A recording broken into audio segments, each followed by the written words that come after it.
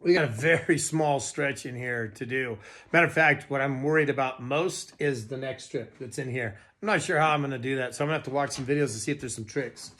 I am finding that on this last strip that I'm doing here, I am totally fitting it before gluing it. That way I don't have to rush and struggle on the end cut. Notice how incredibly long that cut is. So again, I do not have the trick for this yet. Even though I lay it up here and I try and eyeball it and cut it, I always seem to be somehow just a little bit shy. Not sure, but obviously this one I had pulled it in, used the rubber bands, the cords, and then made my cut and then put it back in and kind of made sure I was a little bit over, but you can see where I still have a bit of a gap in here. So I still, again, probably need to build a few more of these canoes in order to get practice. So I'm gonna go ahead and do this one. Again, I will cut it and shape it first before doing any of the gluing. And then I got to do some research on figuring out how to do this one because that one's tricky. Plus, it's got to be a flat side. And we got to get a curve for the cove cut to be able to get in there and run flat. So we got some work to do. All right. So I got this side in. All right. Again, very difficult. I would say that these two strips, you really have to cut, shape, sand first. And you're going to actually have to, in a sense, dry, clamp them in order to get your best feel on the end that you are doing the final fit to. You will find that you really have to do a lot of trimming in order to get it to kind of snap in around. Matter of fact, I just kind of cut off that bevel so that it just lays down. And you'll notice I've got a little weight in order to kind of keep it in there because as it's being pushed, it wants to lift up slightly. I have to go do some research and figure out how to do this last strip. As soon as I figure out any kind of tricks, I'll be sure to share with you. So we've got those last two in. Let's go do some homework. All right, so I want to talk through these last two strips. They're tricky, but I told you I was going to go back and do some homework and watch some guys do this on video. And I saw some interesting techniques that people did. A lot of times they just kind of cut it and work. But what I have as a problem is I still have my bead up here.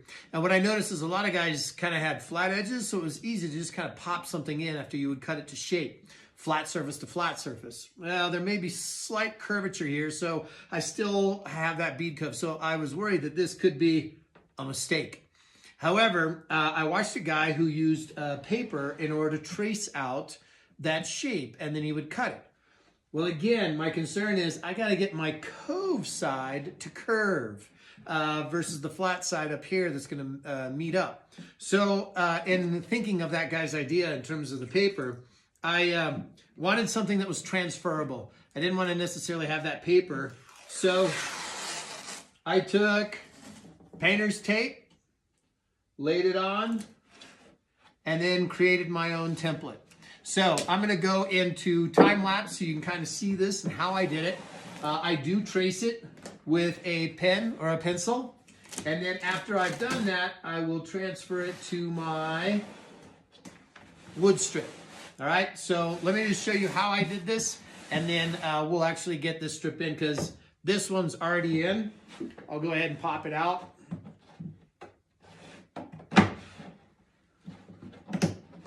And I'll talk about some of the tricks for the cove side to make it work, as well as flattening out this bead side. It's a little bit different.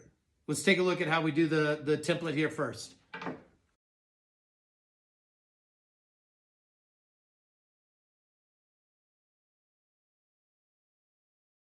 All right, so let me talk you through my thinking. I know that my cove side is always working out here. That way my bead side I was able to clamp down. However, my bead side is actually straight. It's my cove side that's curved. So I got to thinking, well, wait a second. For this piece, if I were to invert it and then put my piece on, in a sense, I now have this reciprocal or this equal curve, just mirrored image. And then when I cut it, then I technically have that curved aspect of it, but then I put it in here and I bend it in order to get it to fit so that it works. So we're going to do the same thing. We're going to transfer this tape onto our already cove cut wood slat, And then we are going to then again do the reverse image and then work on trial and error to fit it in. So we'll have to use the sanding block quite a bit. So let's go ahead and transfer the pattern.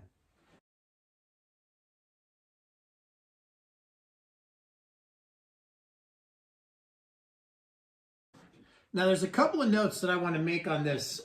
You'll saw that I was kind of particular flipping it around. This was one of my first setup cuts on the Cove, and so one side is a little bit thicker and the other side really got too thin and broke off. It's the thicker side in terms of this uneven cut that I actually want on the bottom.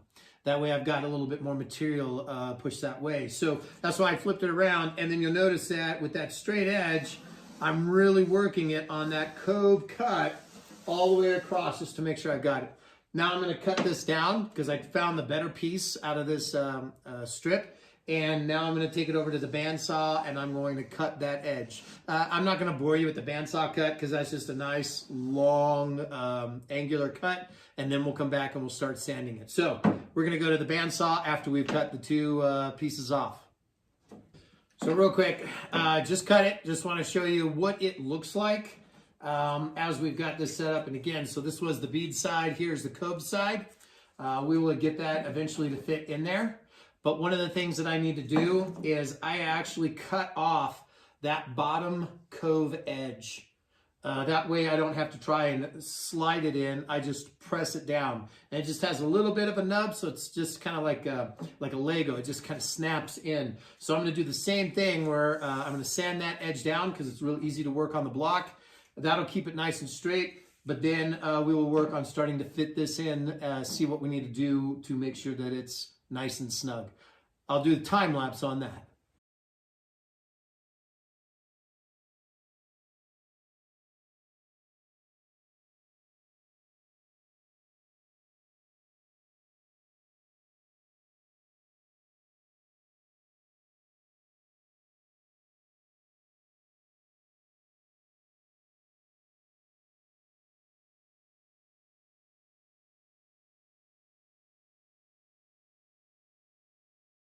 All right, so I've got the pieces in. I stopped the time lapse because it's probably taken me a half hour, 45 minutes, if not longer, because this piece is a little bit thinner. It was definitely more challenging to get in, especially this long taper here on the back side. That's what I was trying to get to fit. So now they're in, we're gonna pop them out, we're gonna glue them up, and our shell will be done. We'll start sanding tomorrow after the glue has dried. So let's just do a quick little time lapse of the glue process. Shouldn't be anything too terribly difficult, hopefully. And then we'll start sanding tomorrow.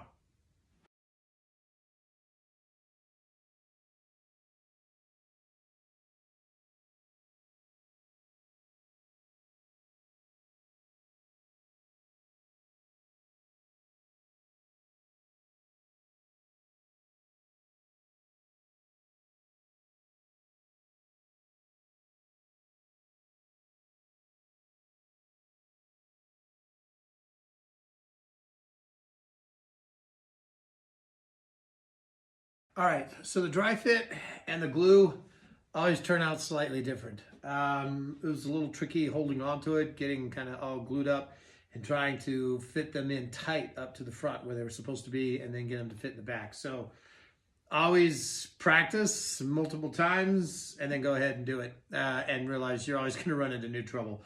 I did go ahead and put down some scrap, and on the inside edge here, I did go ahead and put a few pounds in order to just kind of keep everything flat against the form.